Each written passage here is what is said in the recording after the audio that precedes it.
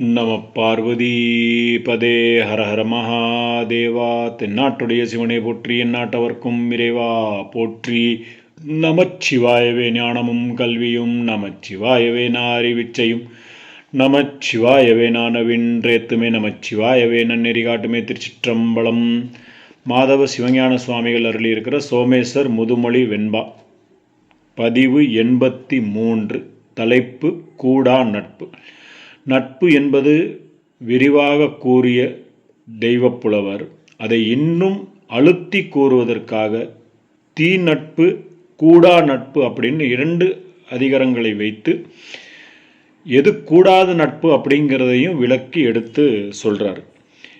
இந்த தலைப்பில் முனிவர் எடுத்திருக்கிற குறள் பார்த்தோம்னா, நட்டார் போல் நல்லவை சொல்லினும் ஒட்டார் சொல் ஒல்லை உணரப்படும் அப்படிங்கிற குறளை எடுத்திருக்காரு. இதுக்கு என்ன அர்த்தம் அப்படின்னு பார்த்தோம்னா, நம்மிடம் பேசும்போது நமக்கு நண்பரை போலவே நல்ல பேச்சுக்களை சொன்னாலும் நம்மோடு ஒட்டாதவர்களுடைய வஞ்சகத்தை அவர் பேசுகிற பேச்சிலிருந்தே விரைவிலே அறிந்து விட வேண்டும் அப்படிங்கிறத எடுத்து சொல்கிறார்.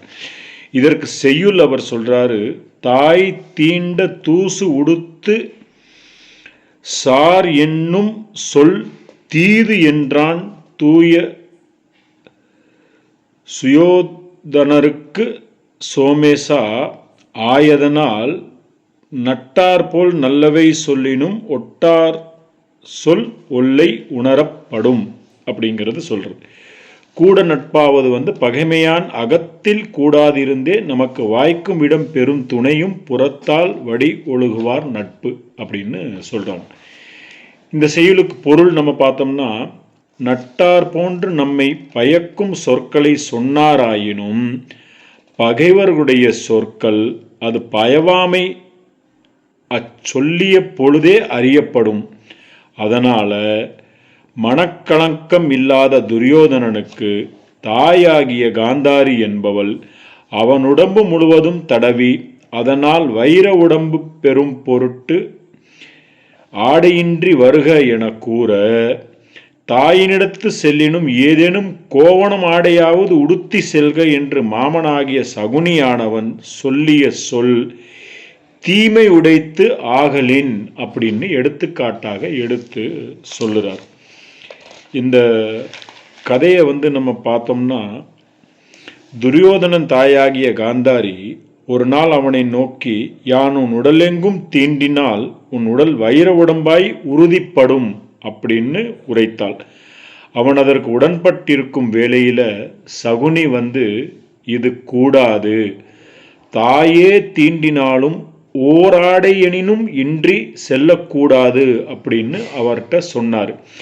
இந்த வார்த்தையினை நல்லதாக கொண்டு துரியோதனனும் கோவணம் ஒன்றுடன் சென்றான். காந்தாரி அவன் ஆடையுடன் இருப்பதை உணர்ந்து, இனி உன் உடல் வைர உடம்பாதற்கு வழி இல்லை என்று கூறிவிட்டாள். இது மகாபாரதத்தில் உள்ள கதை. இதை நமக்கு சொல்லும்போது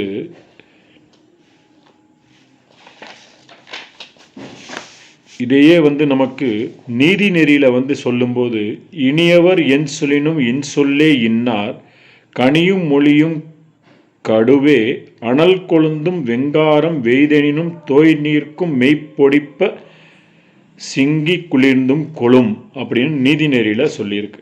நன்னெறியில இதே பார்க்கும்போது, மாசற்ற நெஞ்சுடையார் வன் சொல்லினு தேனையவர் பேசுற்ற என் சொல் பெரிதென்க, ஈசர்க்கு நல்லொனீரி சிலையோ நன்னுதாலொன் கருப்பு வில்லொன் மலரோ விருப்பு அப்படின்னு நன்னெறியில சொல்லியிருக்கு. சொற்களை அவற்றின் பயன் நோக்கியே அறிந்து ஒருவுடன் நட்பு செய்தல் வேண்டும் அப்படிங்கிறத வலியுறுத்தி சொல்லப்படுது.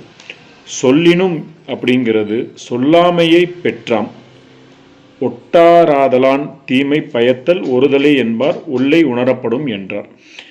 பழமை என்றது அதிகாரத்தின் பின் தீ நட்பு, கூடா நட்பு என அதிகார முறைமை வைத்து சிந்திக்க வேண்டும். குடிப்பிறப்பாலும் குணத்தாலும் ஒழுக்கத்தாலும் மனத்தாலும் அறிவுடைமையாலும் பிறவாற்றாலும் தமது நெஞ்சுக்கு பொருந்தாதவரை நட்பு செயல் ஆகாது என்பது இதனுடைய கருத்து அப்படின்னு சொல்றாரு.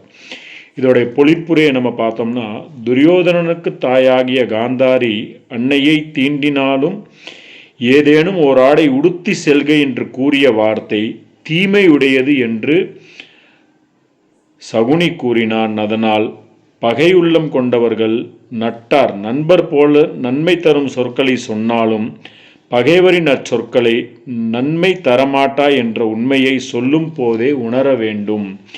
மீண்டும் ஒரு முறை செய்யுளை பார்த்தோம்னா, தாய் தீண்ட தூசுடுத்தி சாரென்னும் சொல் தீர் சென்றான் தூய சுயோதரனுக்கு சோமேசா ஆயதனால் நட்டார் போனல்லவை சொல்லினும் ஒட்டார் சொல் ஒல்லை உணரப்படும். திருச்சிற்றம்பலம். அடுத்த பதிவில் அடுத்த தலைப்பில் சந்திப்போம், சிந்திப்போம். நம பார்வதி பதே. ஹர ஹர மகாதேவா. தென்னாட்டுடைய சிவனை போற்றி, எந்நாட்டவர்க்கும் இறைவா போற்றி. திருச்சிற்றம்பலம்.